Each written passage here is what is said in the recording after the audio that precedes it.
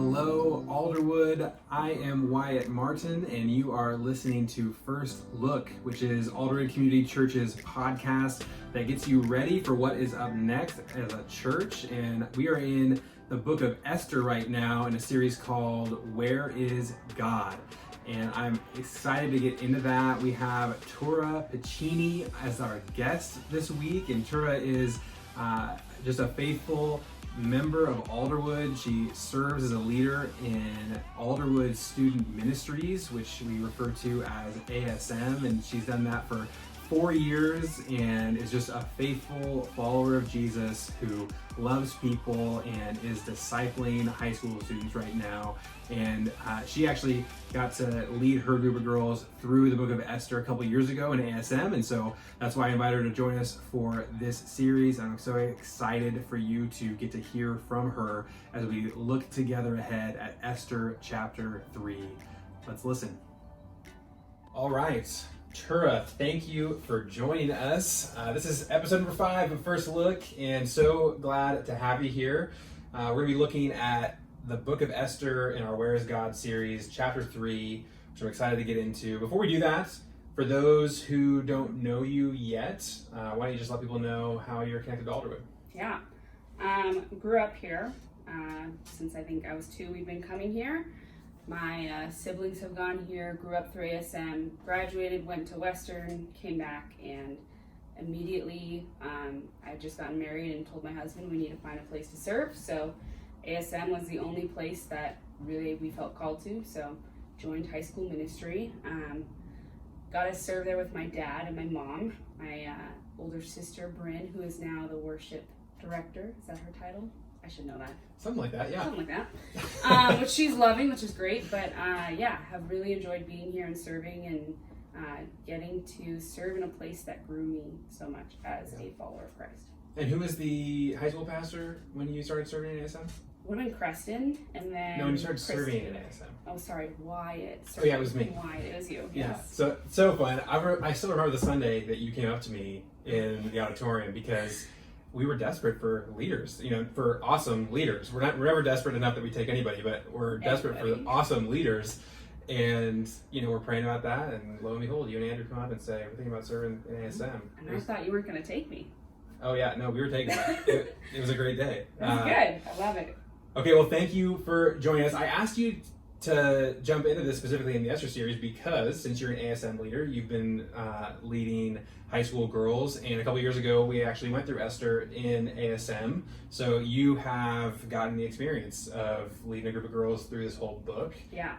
And that's a really cool thing. So excited to ask you some questions about that, and I'm sure that experience is going to help all of us as we are going through this series. So let's just start by kind of jumping into the content of chapter 3 here. So this series is called Where is God? The reason is because God does not show up by name in this book at all, and it's a really intentional decision by the author to remove any mention of God so that you are forced to be looking for where he's at work. There's only 2 books in the Bible that do that. One is Song of Solomon, one is Esther. And so throughout this whole series, we're looking for God, and he's been hard to find so far in the book. So last week, we looked at Esther being taken, put into the palace. She's forced into a marriage with the king. And this week, things kind of go from bad to worse. We're introduced to Haman, who is the evil character in the story. And he makes this plot to kill all the Jews and remind people what made him so upset that he's willing to commit genocide against the Jews. Right. Do you remember? No? It's okay. Mordecai is... Sure, this is a test and a podcast at the same time. No, okay, it's too much to remember. So Mordecai, Esther's uncle, is around the palace, and Haman is this respected official, and everybody's supposed to bow down to him, and Mordecai refuses to do it, right? And it's that one little thing offense that drives Haman to decide to kill every Jew. And I think the implication is that the reason why Mordecai is refusing to bow down is because he's a Jew. It's like it's out of his faithfulness to Yahweh that he is saying that he's not going to bow down to any person. And so that one decision now puts his whole people at risk in the country. So so this is our story here in chapter 3, and what we're looking at is the idea that, you know, even when evil seems to be winning, God is still at work, even though it's hard to see. So we're going to talk about that a little bit. Let me ask you though, Tura, so you took your girls through this whole book. What did you learn as a leader taking your girls through the book of Esther? Yeah, and I think it's going to be the same for life group leaders. I think that Esther can be difficult to go through because it's not like that New Testament where they can pick apart a verse and get a bunch of application. It's teaching them to take a passage as a whole, maybe 20 or 30 verses, and reading it like a story. And that for freshman girls, I don't know if you remember being a freshman, but it's a long time ago. Yeah. It's not easy. They want the, what do I take away? How do I apply it? And to slow down and think, okay, what happened in weeks prior when we were studying this? How does this tie in? That's really hard. Yeah. I mean, that impulse to say, what do I take away and how do I apply it is a good impulse. I mean, you told me earlier that you felt like Esther was a book that kind of made you realize that people didn't know how to study their Bible. They didn't know how to read the Bible. Yeah. And I think for a lot of people, when we get into Old Testament books, that's the way it is, right? It's suddenly it's harder to do because the desire, like, okay, how do I apply this? In the New Testament, often it's easy, right? Yeah. Studying the New Testament is almost a different skill set than the Old Testament. Yes. So I feel like a lot of my students, at least growing up, they grew up in the church. I would say 8 of my 10 that showed up. So they knew the answers, but take them to an Old Testament book and take it apart.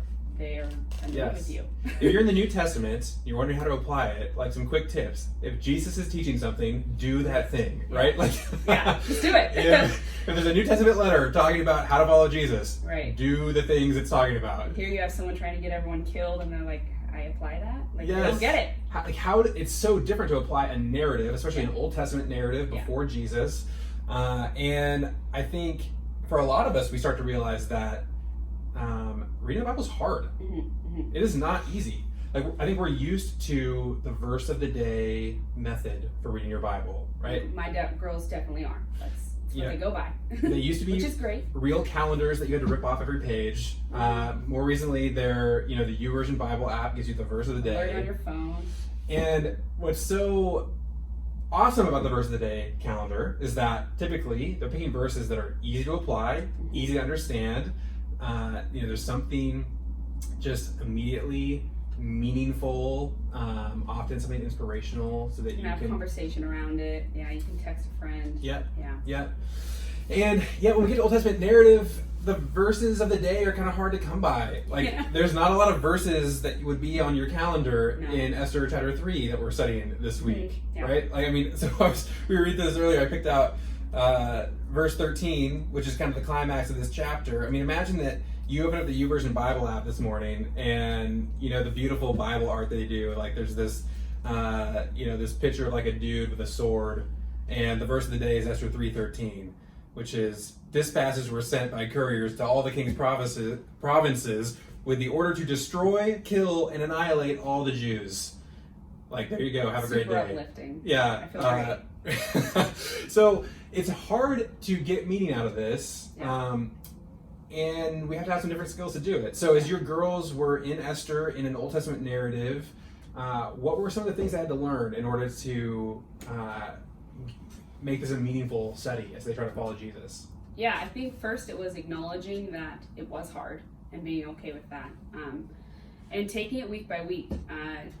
We would read the passage and then let's connect it back to what you just read. Often there are times you can take a passage out in the New Testament and you can read it as it is and get a lot from it. But with Esther, you really have to know what's going on. It's a narrative, it's a story. Yep. And so that was a big part. And then once we were in 20 or 30 verses that day, I kind of would let them go down rabbit trails. So if they wanted to talk about Esther as a woman involved in ministry, we talked about women in ministry and what that meant. So it might have completely been off the topic of what was happening in the story, but they were excited and they wanted to talk about it. And as a leader, I just wanted them to talk about truth. So I let the rabbit trails happen. Maybe that's not good advice, but it's great advice. No, 'cause, I mean, you said that, you know, that conversation is not from the story. I would say it is. I mean, this is a story of God using Esther, who begins this narrative as a teenage girl. I mean, the narrative spans many years, and so she grows up as the story goes on. Yeah. But I think what you're getting at is that these narratives, they're complex. There's multiple characters. There's multiple things going on, and depending on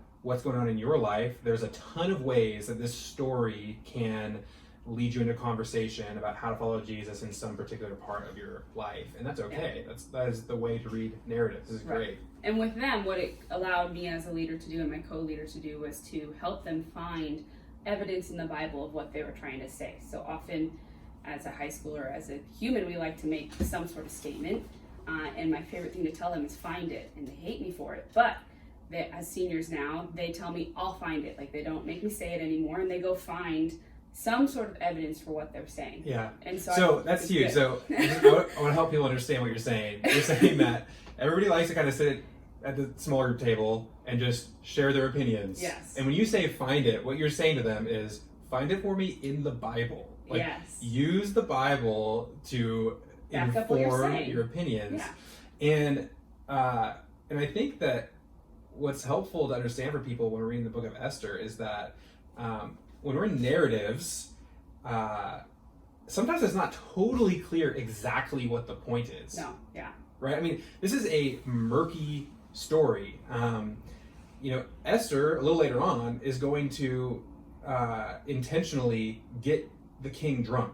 Mm-hmm. That's a part of the narrative. A little backwards. Right? Yeah. And so in the narrative, I think we're constantly kind of wondering, like, okay, is this right? Is this wrong? This is a positive character who's doing this thing. Does that mean that it's a good thing? Right. And as you're diving through this, I think it is so helpful to say, this is not the only book in the Bible. Mm-hmm. We need to look at the scriptures as a whole to understand the context of what's going on, and in particularly Jesus, right? So if we're trying to understand, you know, the morality of the book of Esther, we need to remember that Jesus is the ultimate example of God's character, his purposes, his intent in the world. And so anytime you're in an Old Testament narrative and your takeaway is something that is anti-Jesus, you need to realize, like, you're making a mistake in how you're understanding this. And it's a super helpful guide as you're in this murky narrative. Yeah, and I would say as a leader, that was one of the best ways to kind of turn them, because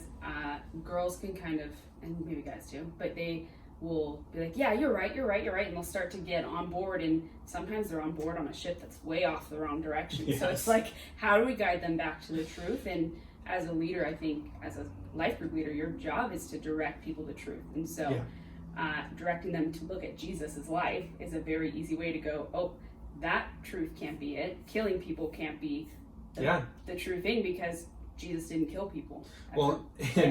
I mean, in particular, like, this narrative ends, and I mean, spoiler alert, I guess, I but this narrative ends with the Jews physically defending themselves and killing many, many people. Right.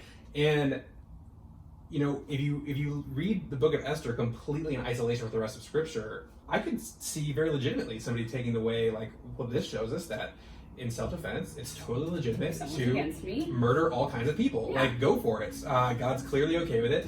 And we need to have the Jesus lenses on that go, okay, wait a second, hang on. Jesus actually taught a couple of things about your enemies, about loving those who are against you, praying for those who persecute you. Like, we need to have that lens on as we're in this narrative. I think that's a super helpful lesson. Yeah. I love that your girls want to talk about women in ministry, women just in general following Jesus because of this book. I think Esther's such a great story where the clear protagonist outside of God himself in this story is Esther, this young teenage girl. Did they resonate with that? Yeah, I think that was a very important part of their freshman year, was reading a book based on a girl who was around their age, right, for part of the book at least. And I think for them, it's so easy to hear one thing that one Christian says about what women should do, and to take it to heart. And I think that what my co-leader and I got to do was, here's the different views on women in the church. You need to go find it in your Bible and go read some passages and decide what you believe. But the reality is God created man and woman, and he didn't say men are going to do ministry, women are going to sit down. Like, we get to do ministry, and it might look a little different, but I wouldn't say that I personally sit back and don't do anything. And I think I get to be an example, and the other leaders at ASM get to be an example of women are totally in ministry. And yeah, I don't know if that answers the question, but well, totally. I think, I mean, what a narrative like this just settles with beyond doubt is that God powerfully works through the faithfulness of women. That you know, even a 14-year-old girl who, like, her society would have essentially not seen her as really worth much. I mean, certainly not taking her opinion seriously, certainly not thought that she was capable of accomplishing much. And yet it's through Esther and her faithfulness that God does amazing things in this narrative. Right, and he puts her in a position to do them. Right, and she now has communication with the king that doesn't sound like many people get to have that, especially women in that time. And I think these girls will be and have been put in positions where they can talk about Jesus, they can talk about it to their friends, and so it shows a woman's obedience, and they get to be like, oh, I should be obedient too. That's awesome. Okay, let's jump into specifically chapter 3 here. So things are turning for the worse. This powerful person who has the king's ear, who gets to sit down at the table and drink with the king, one of the king's drinking buddies, has decided to kill all the Jews. And it kind of leaves us just with this sense, I mean, of the series theme, God, where are you in this? And I think in as much as this is kind of a hopeless scene where we're left looking for God, what's even more interesting about it and unique about it is that we're shown that the reason why things are so bad is actually because Mordecai was faithful to not give in to the cultural pressure to bow down in worship of somebody other than God. And so there's this really weird connection there where, you know, it's like Mordecai's faithfulness produces suffering. And I think that's a really counterintuitive thing, but something that is very real in life. You know, as you're following Jesus, I think one of the things we notice, and Jesus says, like, in this world you will have trouble. You know, he expects us to go through suffering, and there is this amazing thing that happens that when you say yes to God, that often puts you in situations where you are going to go through trials and hard things. And so our conversation is, where is God in that? And what I love about having you on the podcast for today is that you are somebody who says yes to what God is calling you to do. You've been serving at ASM for 4 years. And let's just talk about that for a little bit. So for 4 years, you and your husband Andrew have been leaders, you've been serving, and well, I guess I'm putting you on the spot now. Oh boy.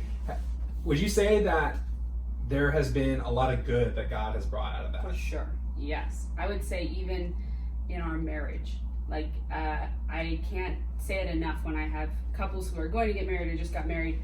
The value of serving with your newlywed is more valuable than I can put a number on it. Like, we have grown. I would say Andrew, my husband, he grew up in a Catholic home who didn't really talk about the Bible. They went to Mass on Christmas Eve. So when he became a Christian in high school, he kind of learned a little bit. He came to ASM like twice because we started dating my senior year, but he didn't really know a ton. And so ASM really pushed him to learn how to study the Bible and know what he was talking about. And he'd come to me, he's like, this guy just asked me this. And I was like, yeah, you better figure it out. But like, it grew us together and we studied together and answered things together. But as far as me, myself, like, have good things come from it? I would say 100%. And I love ASM. I think that a lot of tough things have happened. Yeah, so we're gonna talk about that. Let's go there. I mean, that's kind of the point. Like, this is an amazing thing in your life. God's called you to serve. You've gotten to see some cool stuff. You've gotten to see some girls get saved. You've gotten to see Albanians get saved. I've gotten to watch students minister over in Albania and watch them grow. Like, it'd be an hour-long podcast. We're gonna say all the good things that come. Yeah. And yet, what's amazing about the way God works is that at the same time, I imagine that many of the hardest things you've gone through in the last 4 years have been the direct result of your willingness to say yes to serving as a leader in ASM. Not just a bet, that is true. Yes. So, like, God calls you to something, you say yes, He blesses it, He does all kinds of things, and yet there are those moments that come where it is just hard.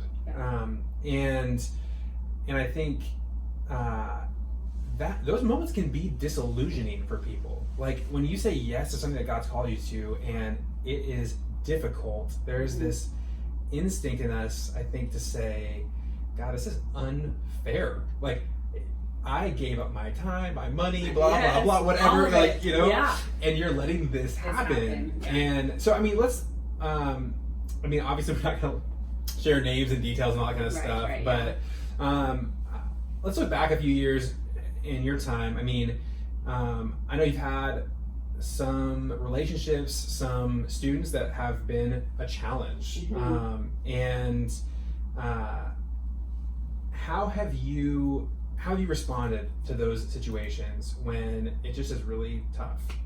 Yeah, I would say most of my involvement in ASM is great. You run into students who really like you and they want to know you, and then there's a few that you're like, you don't want to know me, you don't like me, and your parent has you here, which is great. I love that parents get their kids to church.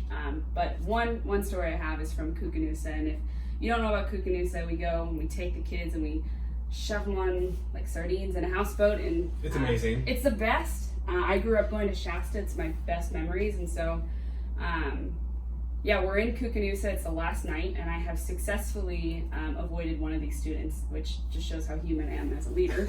But all week, I've kind of just I've smiled, I've nodded, we've had very casual conversation, but nothing about the Bible, because she's made it clear she does not want to talk about it. So I kind of let that be. And last night, everyone's worshiping, we're on the beach, and you get to a point as a leader, and you're tired.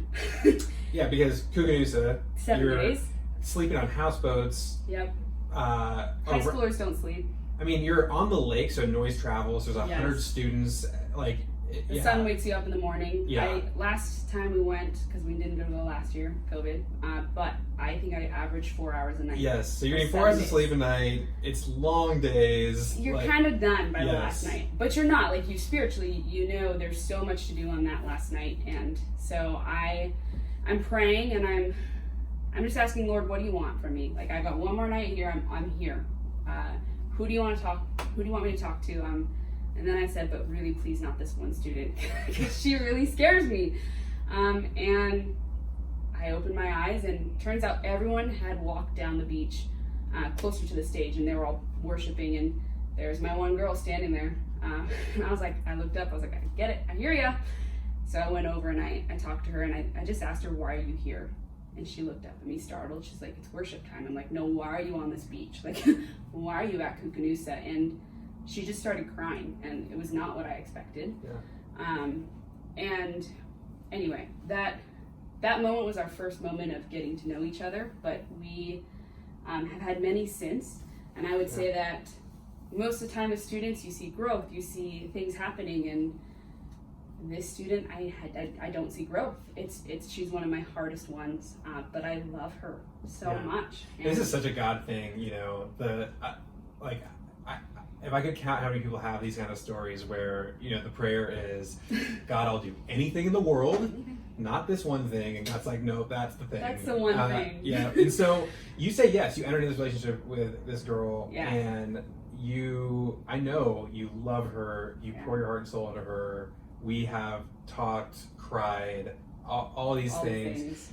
And this is a huge thing that God has done in your life and her life, We don't know, though, exactly what God's doing with it. I still don't know. Yeah. And so in those moments where, you've said yes to God, you've poured your heart and soul out, your time, and, you get the text or the phone call that, the same cycle has repeated itself, right. And like the fruit that you thought was developing kind of seems like maybe it wasn't. And like that's the moment where when you go and put your head on your pillow at night and you're praying to God, I feel like you can have one of two choices there. You either are gonna be mad at God, be convinced that he called you to something and left you out to dry, or failed to... Or was I not supposed to respond? Was I supposed to talk to someone else that night? Yes. Definitely have gone through that. I think with this particular student, there have been times where I've even felt like I need to take an emotional break for a while. Not even at her, but just so I can figure out what God wants from me. Like, where do I draw the line? I think students are amazing, but they can take a lot out of you, and so you have to, as a leader, decide like, all right, how much am I willing to pour into this student who it seems like nothing good is coming from it? And that's where I have to stop myself, because the reality is I may never see the good that comes from it. And so my prayer is for her is just, whatever you want, I will do it, Lord. And I've had a lot of moments with her where I've done things that are way out of my comfort zone. Had conversations that I'm like, oh boy, right? But it's... I want to pause there for a second, because that thing that you just said is so big. Even if I don't see the good that God brought from this, that is faith. Like, I think that is the choice that's in the balance there when you're not seeing what God's doing. You either then believe that he's not doing anything, right, or you believe that the fact that you don't see it doesn't mean that God's not using it. And I think that is this story. That is Esther. That is our life. Like, there's going to be moments where it really seems like God has failed to show up. Yeah. I'd say even to this day with her, it does kind of feel like he's failed, but it doesn't mean it's true. Right. Yeah. And so that, I think, is the faith that we're called into, is to be people who are willing to say, God, I know that you bring goodness out of brokenness. I know that you use the faithfulness of your people. I know that you are beyond me and my ability to see what's happening, and so I'm going to believe in your goodness even though I can't see it right now. Yeah, and I would add to that part of what helps me see that is I can look back and I can talk to people like you or my co-leader who were with me in that situation, and I see growth in my walk. And so even if this student didn't become a Christian yet or whatever, I'm still growing, and so God's goodness is right there. My husband's growing by having to support me through a hard student, so that helps. And the story's not over yet. It's not over. We don't know what God's even continuing to do. Yeah. And I think that's kind of where I actually want to leave people as we're in Esther 3 here. This is a chapter that calls you into darkness with, at this point in the narrative, no clear answer of what God's up to. And that is so relatable. I just think like of everybody who's listening to this, certainly there is some relationship in their life, there is some situation where they had high hopes of what God was up to, where they feel like they've done what God asked them to do, and they have just seen nothing come from it. Who does not have that? Everyone. And I think as we get ready to hear a message from Brad on this, he's going to be teaching out of this chapter, and we're going to be looking at like, what does it look like to have faith that God is present even when you can't see it. I think this is something for us to really reflect on, because I think it is so easy to kind of slip into despair in those things, to slip into the lies of the enemy, to believe that God's really not using it, that he's really not working through it. It's hard. And in Esther, we're going to see that God turns it around. In our life, sometimes we see it, sometimes we don't. Sometimes we have to just trust and believe. Right. Yeah. Tura, thank you for this conversation. Thanks for having me. And our life group's going to jump into this text. Let me put you on the spot one final time. I love that. As we're kind of charging through Esther here, from your time in Esther and ASM with your small group, What is one thing that you would just hope that people would learn, see, think about from this whole narrative? You can pick anything as they have these discussions. You got anything Really for putting us? me on the spot. I am. Honestly, learning how to read a narrative. Yeah. Learn how to dive through as a group and see it as a big picture, and not get caught in the nitty gritty, but just take it as it is. Yeah, and this is an awesome story to do that in. Such a fun story. So many ways to look at where God is at work, and so I think that's great advice. Tura, thank you. This was fun. Thank you. What a great conversation with Tura around chapter 3 of Esther, and I hope this has been helpful for you as we get ready to study this as a church. And man, one of the things I love about this series, and I love about these first couple weeks of this book of Esther, is that sometimes it is so easy for us to get involved in just this mindset that we have to pretend everything is okay all the time, only see the bright side, only talk about the good. And this is a narrative where we really get to sit and dwell with the brokenness of this world and the times when it's not easy to see God. So even though that's not an easy thing to talk about, I hope it's helpful for you as you follow Jesus. Don't forget to subscribe to this podcast, and we will keep on dropping new episodes on Fridays, getting ready for what is coming up for our church. This has been First Look, and thank you for joining us. We look forward to seeing you on Sunday, and until then, let's keep following Jesus together.